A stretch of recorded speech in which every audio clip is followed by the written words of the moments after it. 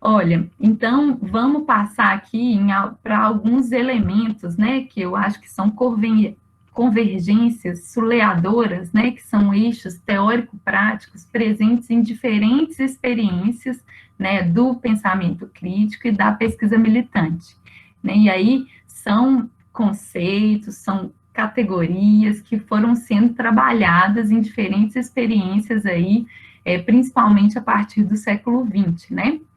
E aí, o compromisso é uma delas. Eu falei, né, que o Zéia vem trabalhando, né, essa categoria desde a década de 40, né? Então, com essa perspectiva que a gente tem que superar o mito da neutralidade, né? Ou seja, o conhecimento é produzido, né, por pessoas condicionadas politicamente, socialmente, né? E que mesmo que você não tenha consciência disso, você perpetua, né? Ou você perpetua aquele status quo com a produção daquele conhecimento, ou você luta para romper ou uma ruptura ou a construção de uma outra ordem social mais justa e igualitária, né? Então, uma postura crítica do pesquisador, né, o reconhecimento de interesses contraditórios que envolvem essa produção, né, com esses diferentes grupos sociais e classes sociais em conflito, né, e a pergunta, né, para além de como produzir esse conhecimento, para que e para quem produzir, né? Então, para qual projeto político, né? Qual projeto político a gente se vincula, o que a gente quer construir com aquele conhecimento produzido, né? Ou seja, não é só a partir de questões acadêmicas, né? Mas de demandas reais, de necessidades que são concretas, né? Então, a produção de conhecimento, né, orientada à transformação social, né? Então, esse compromisso com os sujeitos coletivos e com a transformação social. Segundo eixo é a problematização da dicotomia entre sujeito e objeto, né? Não são todas as experiências, mas muitas delas, né, tentar estabelecer um diálogo, né, mais horizontal, né, com esses sujeitos, né, também, né, que são considerados objetos de pesquisa, mas reconhecendo a validade, a legitimidade daquele conhecimento, né, trazido, a democratização e a coletivização de todo o processo de pesquisa, né, incluindo a escolha do tema de pesquisa, o ferramental analítico, as reflexões, né, que podem caber, né, reflexões coletivas, comunitárias e individuais, e o vínculo com as próprias ações, né, ou seja, as consequências daquela pesquisa, né, então que tem a ver, né, com o interesse de cada pessoa que vai pesquisar, mas para além disso tem a ver com as demandas, né, colocadas naqueles momentos históricos pelos sujeitos coletivos, né, então eu coloco aí, né, ou seja, as coletividades, os grupos sociais deixam de ser meros objetos de estudos a serem observados de maneira distante e neutra e passam a ser considerados sujeitos produtores de um conhecimento legítimo e participantes ativos na construção do saber científico. É importante também, né, gente, problematizar, e aí isso a gente vai ver muito fortemente no próximo encontro, porque tem aquela noção também como se o conhecimento popular, né, ele fosse gestado de maneira isolada, né, como se fosse possível a gestação de um conhecimento popular totalmente isolado, por exemplo, né, das matrizes que é a matriz liberal burguesa que domina, né, e que dá a direção geral do desenvolvimento atual capitalista, né, no qual todos nós estamos inseridos. E aí, e aí isso, né, a gente tem que matizar, né, eu não carrego aqui a romantização desse saber popular, eu acho que carrega-se ali, sim, premissas e perspectivas, né, que são gestadas nos sujeitos coletivos, mas também elementos aí, né, que são trazidos aí dessas concepções que vão contribuir para a reprodução da dominação capitalista, da dominação, né, da dependência. Então, é um processo complexo, né? Então, não quer dizer que o conhecimento está certo, né? Mas que a gente deve abrir para o diálogo, e esse processo de diálogo e de participação, né, mútua, ele pode construir algo para além, né, para além desse estado, né, que é um achando, né, que tem o conhecimento todo, o outro, né, achando que não tem nenhum, né, que é o que o Paulo Freire fala, mas que tem, né, mas que e aí para a produção para além disso. A gente vai ver isso melhor no próximo encontro, mas só para pontuar. O imbricamento entre conhecimentos críticos e prática política, né? Então, essa retroalimentação, né, entre reflexões críticas e ações que transformam a nossa realidade, né, conformando esse processo de aprendizagem mútua, né? Então, em diferentes conjunturas, o que eu observo, né, e aí de vários desses movimentos teóricos coletivos, é como que se aumentou, né, a efetividade das ações e a potencialidade de compreensão mesmo da nossa realidade, da história, né, a possibilidade de elaboração, né, de conceitos, de categorias, de marcos analíticos, né, então, é uma metodologia da ação, né, voltada para a ação e buscando, né, essa transformação social. E aí, só para pontuar, existem diferentes níveis de prática e formas de teorização, né, e relação entre essas. Então, é também para relativizar um pouco, né, a prática e a teoria e verificar as diferentes potencialidades dessa retroalimentação. O enfrentamento ao colonialismo intelectual e à dependência acadêmica. Então, o conhecimento, né, hegemônico, as nossas universidades, elas... Deixa eu só ligar isso aqui.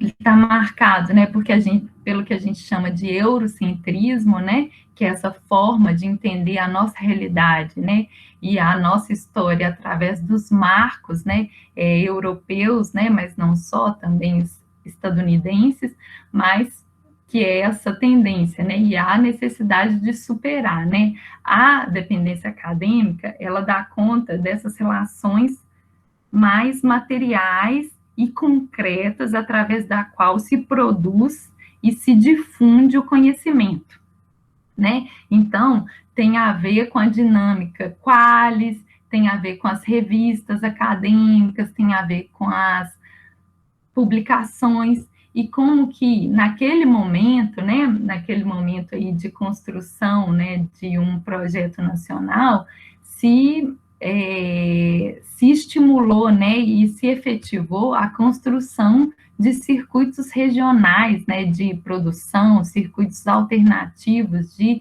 difusão, e a importância disso para garantir, né, uma produção de conhecimento autêntico, ou conhecimento próprio, né, ou um conhecimento voltado para a nossa realidade.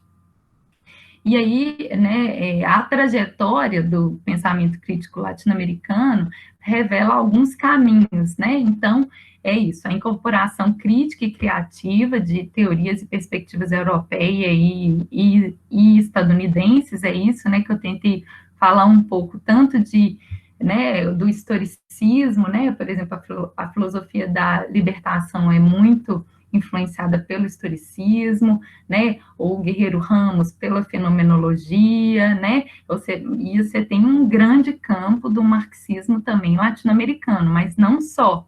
Então, é mais diverso, e como que essas diferentes, né, essas diferentes incorporações também dialogaram com as matrizes de pensamento indígena, com as matrizes de pensamento negras, e como que essa potência, né, se revelou nesse diálogo criador.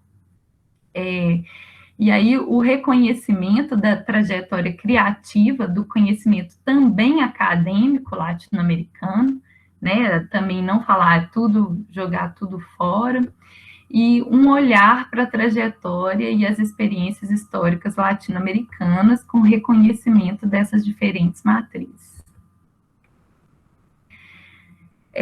5, né, inserção na processualidade sociohistórica, né, quer dizer, a totalidade, né, que é também uma permanência, né, nessa história do pensamento crítico, né, que é a necessidade de inserir os fenômenos sociais e os sujeitos sociais em um processo histórico mais amplo, né, que articula essas diferentes dimensões e que tem um espectro mais longo em relação à história, né?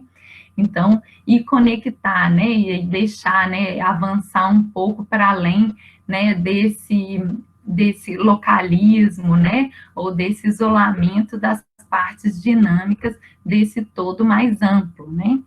Então, coloca aí conectar o concreto à formação socioeconômica e seus antagonismos, ao modo de produção, aos processos históricos e às dinâmicas nacionais e internacionais, né? A realidade social está permanentemente em movimento, todo o processo estudado é transitório, mutável e histórico, a realidade é ampla, dinâmica, relacional, não se restringe na explicação de partes e de elementos isolados, né? Então, ir além de explicações localistas ou individualistas, né? E o modus operandi, né? Como esses trabalhos, né? Os trabalhos que tiveram mais fôlegos, né? Eles se deram foi através da organização de um trabalho coletivo, colaborativo e transdisciplinário, né? Então, você tem diferentes, né, experiências, né, que vão se expressar como entidades, como centros de pesquisa, mas que vão aí revelar uma articulação coletiva e mais colaborativa na produção de conhecimentos através da construção de agendas coletivas de pesquisa, né, tentando envolver as diferentes disciplinas, né, para além dessa divisão, né, disciplinária, né, porque se a gente ficar muito conectado com essa divisão, só a antropologia vai tratar, por exemplo, da matriz de pensamento indígena, né? Só a história vai tratar, né, desse âmbito histórico, né, de mais largo prazo. Então, a gente tem que ir para além, né, desses limites disciplinares, né? Então, o enfrentamento à fragmentação das ciências e ao isolamento dos sujeitos de pesquisa. A coletivização da produção de conhecimentos expressa um deslocamento teórico-político e epistemológico que garante a criticidade do pensamento e a produção comum das perspectivas e dos conhecimentos. E aí, é isso, eu acho que é um importante, né, eu acho que é uma importante dica histórica, né, que é essa conexão, essas redes, né, esses espaços que atualmente, né, inclusive eu tenho defendido, são espaços não só de produção coletiva de pesquisa, né, e de convergência, né, com outros sujeitos coletivos, né, mas também espaços de acolhimento para o enfrentamento do adoecimento, né, que é um adoecimento que já vem sendo, né, muito comum nos âmbitos universitários, mas também que se acentua aí com a pandemia, que vem não só, né, com o coronavírus, mas com uma série de doenças também ocupacionais, né, e de saúde mental. Então, como que esses espaços também devem ser espaços de acolhimento que enfrentem também essa lógica competitiva e individualista do labor acadêmico. E o último eixo teórico prático, que é a criatividade nos usos e formatos dos métodos e técnicas de pesquisa, né? Então, você tem um duplo movimento, que é a apropriação das técnicas de pesquisa, né, mais tradicionais, né, da matriz de pensamento liberal, burguesa, mas a ressignificação delas em concepções metodológicas mais amplas, críticas, né? Então, como que isso tem uma potência enorme, né? Então, logicamente que tem uma multiplicidade de experiências, a gente não conseguiria nem passar, né, aqui, né, mas você tem aí uma ampla possibilidade, né, dentro de um escopo crítico de criação, né, e de uso desses formatos de pesquisa, né? E aí eu acho que é essa questão da criatividade, da ousadia na elaboração dos desenhos de pesquisa, né? E no enquadramento dessas diferentes abordagens, né? Que é tão cara para o positivismo, né? Mas que a gente também tem que aprender a superar sem perder, né? O rigor, né? Mas aí não o rigor com o mesmo significado do positivismo, né? Tem um teórico brasileiro chamado Álvaro Vieira Pinto, que foi um grande teórico sobre as universidades, que é, assim, sensacional, é um marxista hegeliano, mas ele fala que não existe noção mais polissêmica do que o rigor, né, que é isso, né, que varia de forma, mas não adotando o rigor positivista, né, mas um rigor da produção de um conhecimento consequente, né, em conexão com a nossa realidade, a nossa história. Acho que a gente tem que ser criativo e ousado, né. E aí esse duplo movimento, né, a utilização das abordagens e técnicas, né, convencionais dentro de um escopo crítico, e também a gente vê um outro movimento que é a criação mesmo de instrumentos alternativos de pesquisa, né? Então você tem aí a investigação coletiva, a recuperação crítica da história, da memória coletiva, né? A devolução sistemática, as comissões mistas de pesquisa e a criação mesmo de métodos, né, para dar conta da produção desse conhecimento nessas conjunturas, né? Eu acho que cada situação específica, né, demonstrou a necessidade e utilização, né, de um formato, né? É isso, gente. Obrigada aí por escutar, assim. Eu diria, é isso tudo, né? É isso tudo, Eu, Não, eu estava... na verdade, teria muito mais coisas para né, para compartilhar, para falar, mas realmente, né, eu tentei fazer um apanhado muito resumido, mas eu acho que pelo menos a gente passou aí por algumas questões importantes. E o seu texto está aí, ele é muito feliz, né, para resgatar tudo isso. E, Renata, a gente vai abrir, então, para as pessoas que quiserem comentar, mandar perguntas pelo YouTube ou aqui dentro da sala de aula virtual, né?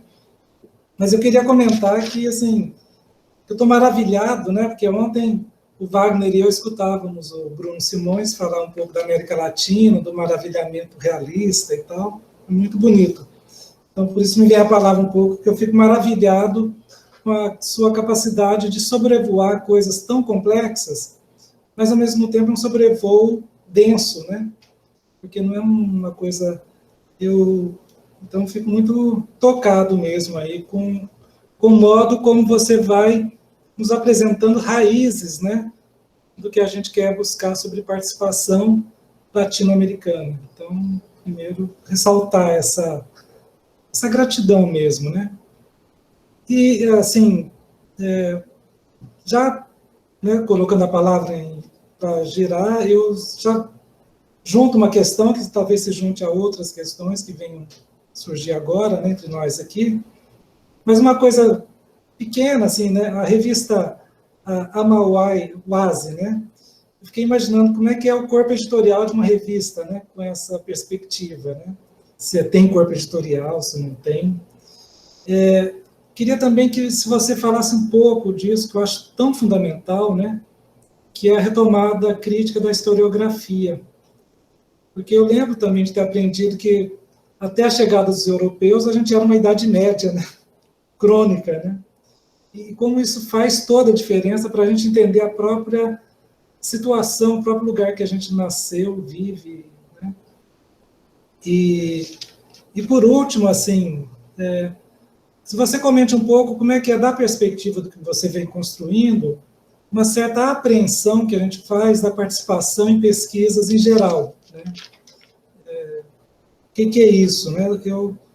Como a gente comentou no início, né, você tem uma trajetória que une, né, essa formulação, mas você também, seja pela grande honraria que você ganhou do governo federal em 2015, né, pela questão desse coletivo que você fundou, seja pelo fato de você já ter integrado um mandato coletivo, né, na Câmara Municipal de Belo Horizonte, são experiências coletivas muito fortes também, né?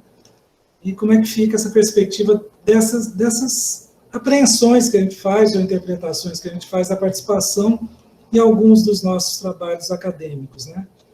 Mas, enfim, nem precisa responder tudo, você que vê aí, mas vão abrir a palavra, a Bianca e o Max estão pilotando aí para a gente poder trazer outras palavras, ou escrito ou falado.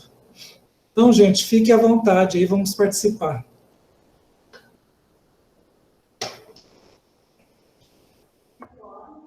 Juarez e professor, a gente tem algumas manifestações no YouTube, aí eu já queria aproveitar e agradecer o pessoal que está acompanhando por lá, a gente teve uma audiência bacana, a gente chegou a ter 40 pessoas acompanhando, e temos aí agora 33 assistindo desde o início.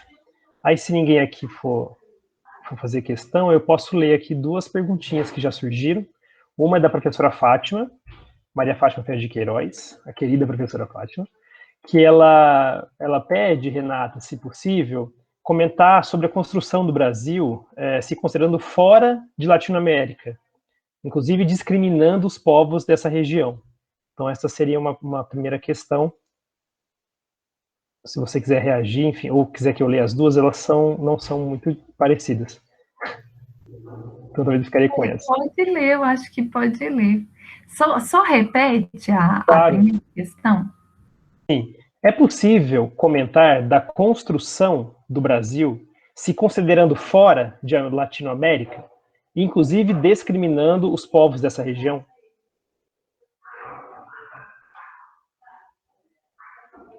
E a outra, professor, é assim, poderia esclarecer uma dúvida? É da Eliana Morim de Souza. Diferenças e similaridades entre pesquisa-ação, pesquisa de implementação, pesquisa militante, pesquisa operacional e etc.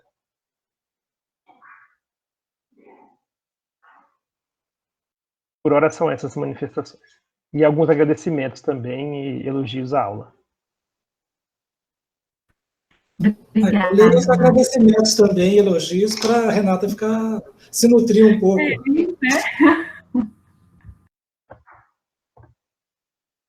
A Rosinete dos Santos agradece muito a professora pela generosidade de partilhar tanto conhecimento. A Leila Passos vai falar da excelente apresentação, gratidão pela partilha. E tem bastante boa tarde também. São essas, por enquanto. Obrigado, pessoal. Gente, Juarez, eu acho que é bem interessante. A pluriversidade, a Mauá-Touassi, ela é uma universidade indígena, só que eles mudaram o nome para pluriversidade. Então, pluriversidade, Então, e, de fato, né, assim, ler os livros, né, produzidos pela pluriversidade, a Mauá-Touassi, é realmente um exercício muito essencial, central para quem pretende, né, assim, pensar um pouco sobre a produção de conhecimentos. Eles têm produzido, eles estão em atividade, eles estão no Equador, né, e também funcionam no interior. Eu tive a oportunidade de ir lá, de acompanhar um pouco. É bem interessante, é isso. Eles têm revistas, mas eles têm uma universidade, são cursos, tem toda uma perspectiva aí sendo discutida, e eles estudam, né, as diferentes concepções de mundo e das diferentes matrizes. Então, tem a matriz ocidental, que eles consideram como legítima, eles estudam, tem a matriz africana, que eles chamam, que eles estudam e recuperam, tem a matriz asiática, eles estudam e recuperam, e estão no processo de recuperação das matrizes indígenas, né? E aí a pluriversidade, ela é conformada por 17 povos indígenas diferentes, então tem uma diversidade também interna. Mas, assim, é isso, é bem interessante, porque é esse processo de diálogo, né? Eles começam o diálogo falando, não, a gente considera o seu conhecimento legítimo, a gente quer te ouvir, te escutar, né? Então, assim, não é no processo de competição e de disputa, né? Mas é de um diálogo efetivo mesmo. Agora, a gente, né, assim, a recepção desse conhecimento, dessa universidade, dessa forma, ela recebeu muita resistência, inclusive do governo do Rafael Correia. Então, eles tiveram problemas mesmo lá. Mas tá, isso é um papo para outra hora.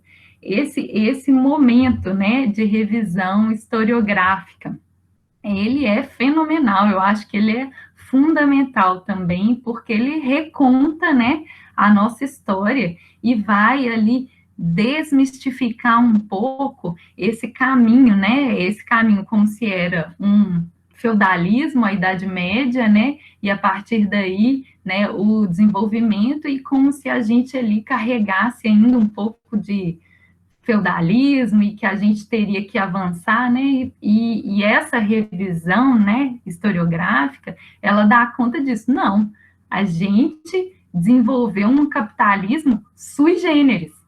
O capitalismo dependente, ele é sui generis e depende, né? E o capitalismo central depende dessa forma de se organizar, que é com escravidão, que é com superexploração.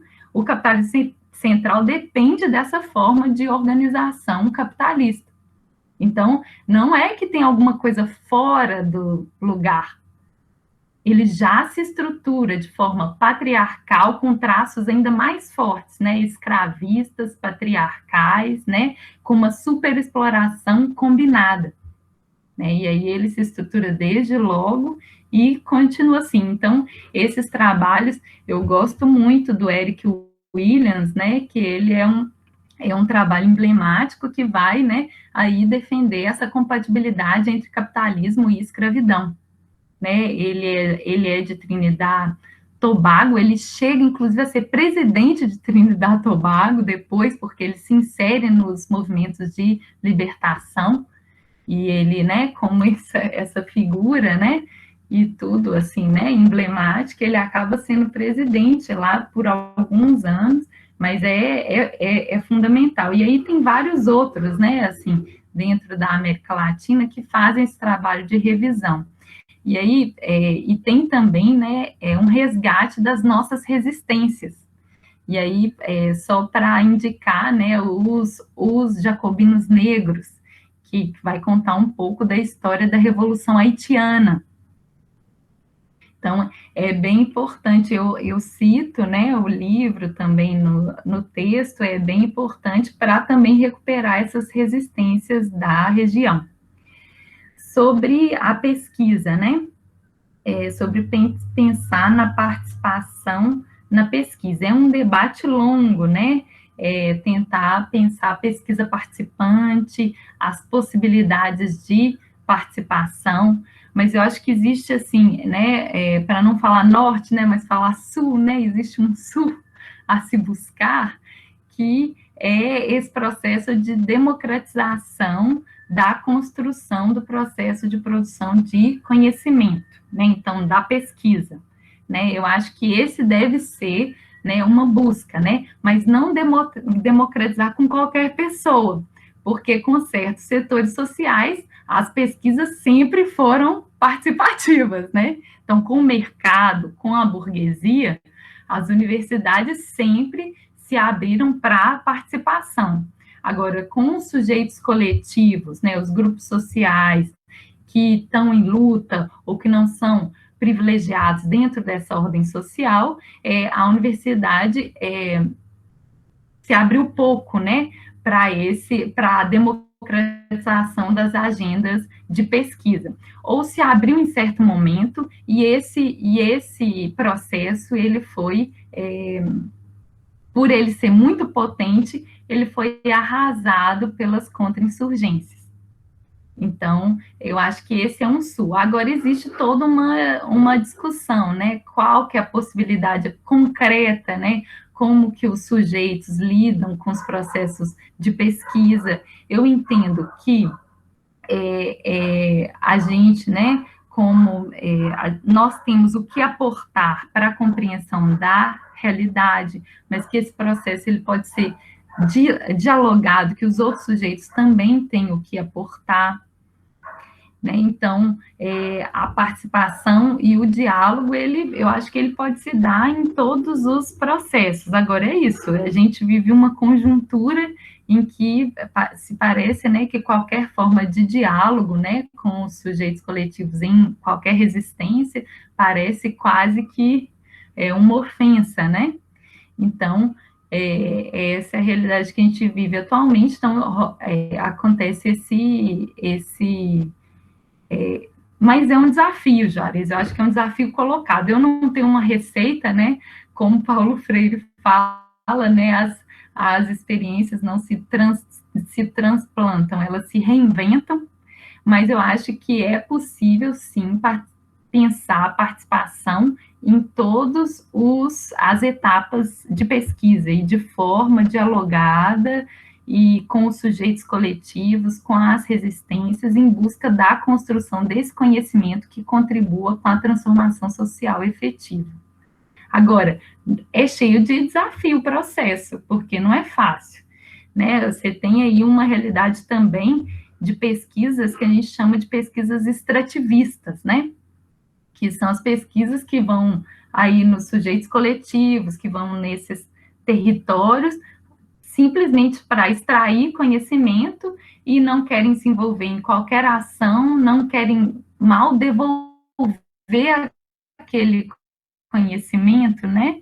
Então, tem toda uma problemática, né, com isso. Então, as pessoas, por exemplo, tem lugares que você chega atualmente, pessoal, não, eu não quero saber da universidade aqui, sabe? A universidade chegou aqui, pegou e com razão. E, por outro lado, a gente tem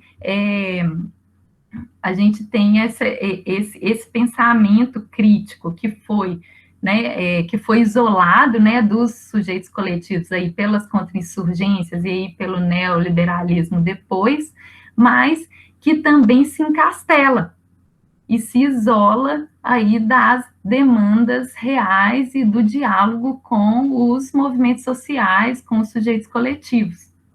Então, você tem aí também, né, você tem dois polos, né, e outros pensando nas formas que a gente pode pensar numa pesquisa, né, em um campo mais democrático, mais participativo e mais dialógico. Eu respondi, Juarez? Mas vamos continuar debatendo isso. Na verdade, sim, a disciplina vai gravitar em torno dessa questão, né, então não é para responder num só momento, né? Mas são vários encontros nessa direção. Sim. Mas obrigado. Vamos ver aí as outras questões. Aí, a professora Fátima, né? Considerar a construção do Brasil se considerando fora da América Latina, né? Eu acho que existe uma tendência, né, que é incentivada, que foi incentivada pela Europa, né, de se isolar o Brasil do restante da América Latina.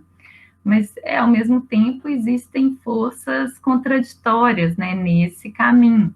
Então, existe todo também um vínculo, né, do Brasil com a América Latina e convergências e sincronias históricas também que vão acontecendo, né, no mesmo momento, né, os países da América Latina são objeto de um mesmo projeto dependente, né, então, em todos os países se conformam com as suas particularidades, capitalismos dependentes, que têm o seu centro, né, de decisão, né, que gravitam em torno de outras economias, né, e a política também gira em torno disso. Então, tem uma série de fatores históricos que dão que dão materialidade a essa unidade que é hoje a América Latina. Agora, se a gente for falar, o Brasil, ele não se considera parte da América Latina no senso comum, né? Eu acho que você pensou isso, né, professora Fátima, que é essa coisa que no senso comum ninguém fala, o Brasil não faz parte da América Latina, as pessoas, né, não entendem. Isso faz parte mesmo de um projeto de dominação, né? Quanto mais a gente estiver separado, menos forças a gente tem. Então, e aí existe todo um caminho aí que a gente percorre aí desde o Simão Bolívar, né? Na verdade, não do Simão Bolívar, né? Se a gente for considerar a matriz, né? Se a gente for considerar a resistência indígena, a primeira resistência indígena continental se chamou Taquioncoy, articulou povos indígenas de vários países da América Latina e se deu em 1560. Olha, imagina uma articulação continental. Então, assim, é isso. Eu acho que a gente também tem uma história de isolamento, mas a gente também tem uma história de articulação.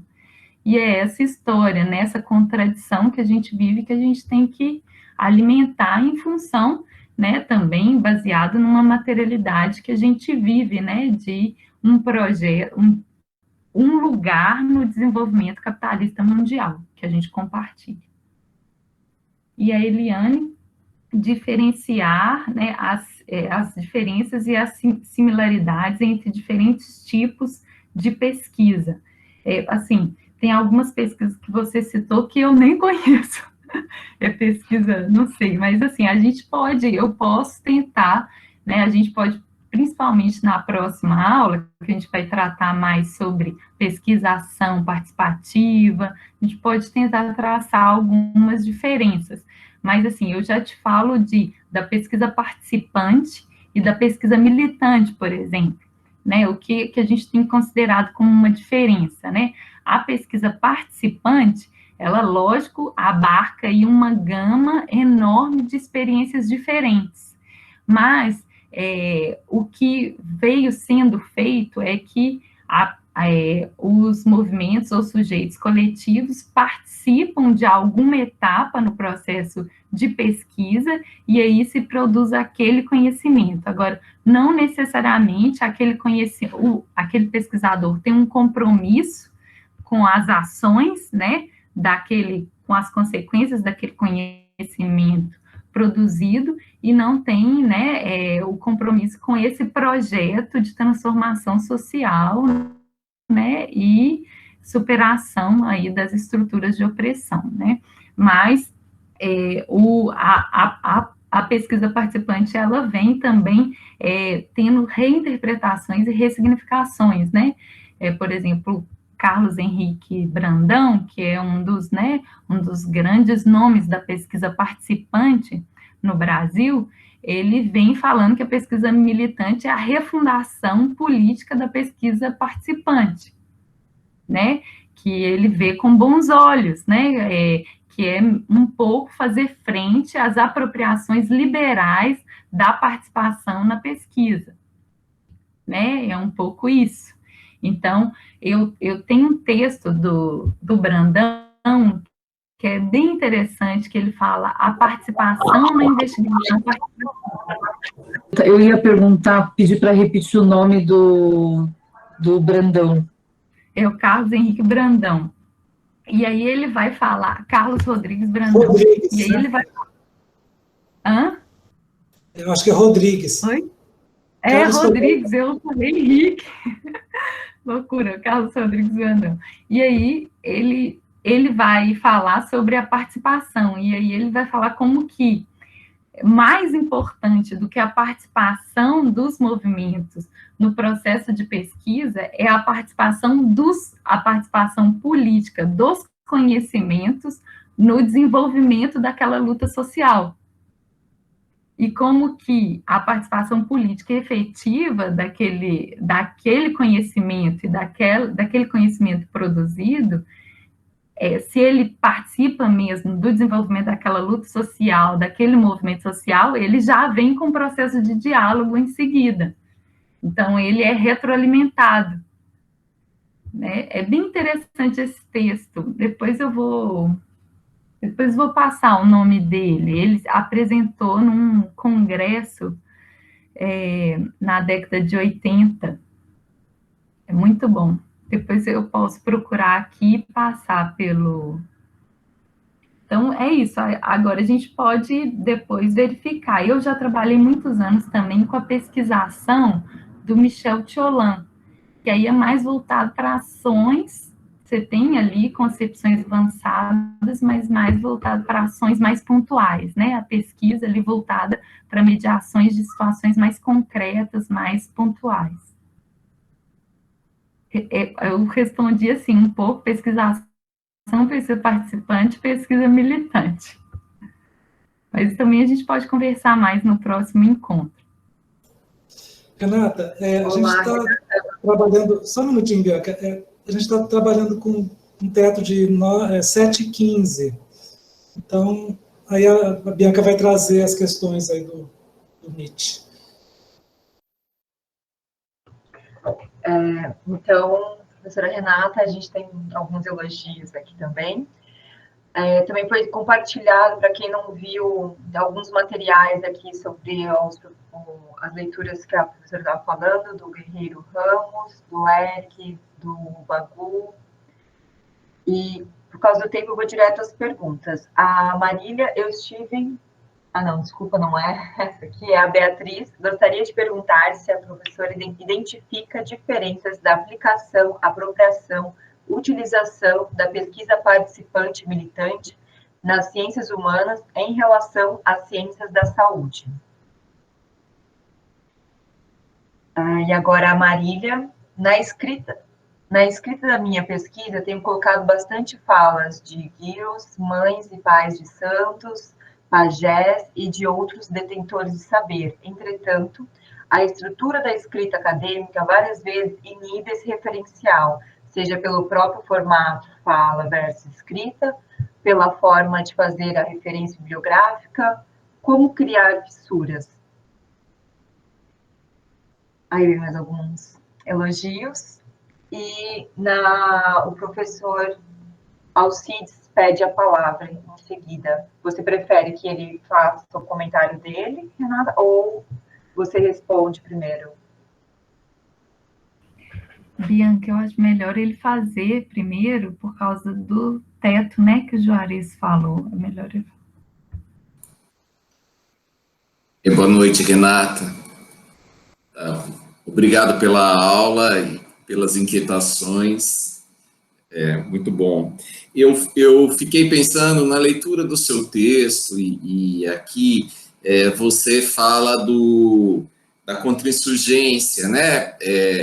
E depois, em algum momento, você fala do neoliberalismo, que são outras formas de contra-insurgência, não é a ditadura militar, mas que também a gente está num ambiente mais poroso, que, por vezes, a própria ideologia neoliberal, ela traz para si o pensamento latino-americano, retirando, esvaziando politicamente todo o potencial crítico, mas trazendo essas noções de participação, de educação libertadora. Então, Paulo Freire está na moda em algum circuito, né? A ideia de participação, ela vem sendo posta não só na pesquisa, mas em tudo, né? Conselhos participativos, participação social, participação na escola, né? Então, e como você vê esse movimento, né? Parece que as ideias elas vão saindo de um lugar, indo para outro, né? E perdendo essa potencialidade histórica que você tão bem relatou, que é a potencialidade da transformação social, né, desse pensamento crítico latino-americano. Obrigado, viu? Já agradeço de antemão. Obrigada, Alcides, pela pergunta. Vamos lá, vamos começar pela primeira pergunta. sobre os formatos da academia, né? Sobre os formatos da universidade. Realmente, eu acho que é uma trajetória de luta mesmo, de construção e reconstrução, que a gente vai ter que passar mesmo, né, para conseguir lidar com outras formas e práticas de produzir conhecimento. Eu acho que é isso, a gente vai ter que ir criando essas fissuras, né, mesmo dentro das diferentes condições que a gente estiver enfrentando. Agora, uma coisa é um fato, assim, nunca a gente teve uma vida fácil. Pensamento crítico dificilmente enfrentou, assim, condições fáceis. Assim, a matriz de pensamento indígena, todas essas resistências enfrentaram condições muito difíceis. Imaginem só a reforma de Córdoba enfrentando as matrizes eclesiais de ensino, né, um ensino autoritário. Então, assim, é isso, a gente tem que entender o nosso papel histórico e tentar construir esse caminho, né, recuperar aí os elos, recuperar essas experiências, né, se munir disso, né, dessas experiências e tentar construir um caminho, né, por mais diferente que ele pareça naquele momento, né, para a estrutura universitária. Então, imagina só aqueles estudantes no início do século XX falando, nós vamos fundar uma universidade popular com os trabalhadores e com os indígenas. Imagina, eles tinham aula com padres, sabe? Imagina eles falando, não, agora a gente quer ir para os sindicatos, né? Então, assim, são rupturas, né? E a gente tem uma responsabilidade histórica também de romper aí um pouco mais essas amarras, né? Eu acho que essa última inflexão histórica que eu tratei mais rapidamente, que é a da ascensão dos movimentos indígenas, dos movimentos camponeses, ela traz novas exigências, né, de rupturas epistemológicas, teórico-metodológicas, que vão além, inclusive, da superação desse colonialismo intelectual, né? Ou seja, tem mais a ver com a abertura a todo esse campo que foi invisibilizado e subalternizado. Então, a gente vai ter que ir criando essas fissuras, que não é fácil, vai ser assim, na marreta, né, mesmo, ou com as águas de Iemanjá, né, que aí as águas também quebram mais facilmente, mas é difícil mesmo, eu acho que a gente tem que se articular para buscar essas soluções.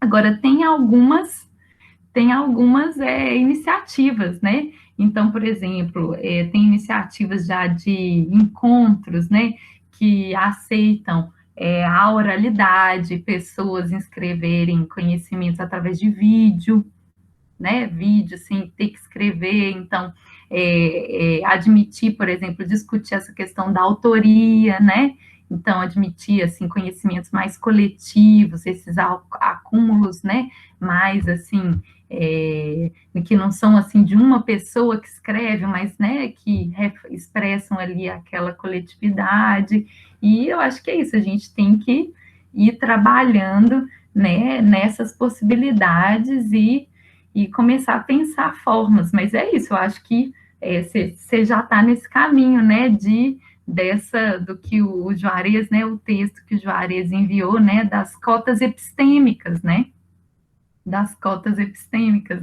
para além, né, porque eu acho bem fortemente, né, que as cotas propiciaram a entrada de certos sujeitos, né, que eram impedidos de entrar na universidade, mas isso não veio acompanhado, de fato, com uma mudança desse pensamento construído dentro da universidade, né, e discutido. Então, essa é uma tarefa, né, uma tarefa da gente ter para transformar e mudar. E aí, sobre as ciências da saúde e as ciências humanas, eu assim, né, eu não conheço, né, as pesquisas em saúde, conheço muito pouco, né, eu participei de algumas iniciativas e participo atualmente de um projeto de extensão lá da Fiocruz, com alguns companheiros, né, na formação de agentes populares de saúde aí com a pandemia, né, no módulo sobre direitos e tal. Então, eu sei muito pouco, eu não tenho nem parâmetro para comparar ciências humanas e as ciências de saúde. Só que eu vejo com muito bons olhos, sabia? A saúde pela reforma sanitária e por todo esse histórico de luta mesmo que existe nesse campo, né? Eu acho que é um campo que tem aí uma história, uma resistência bem importante, e eu vejo iniciativas bem avançadas. Mas é isso, as ciências humanas, a gente pode pensar, é mais avançada, mas lê do engano. Não tem nada de avanço. Às vezes é muito mais dogmática, muito mais teórica, muito mais desconectada, né, da realidade, das necessidades reais, às vezes, do que campos mais práticos, né, como o direito, a saúde, não sei, né, é uma percepção. E sobre essas apropriações que vão acontecendo, né, essa questão da apropriação, da participação, da investigação participativa e de várias outras, né, e de vários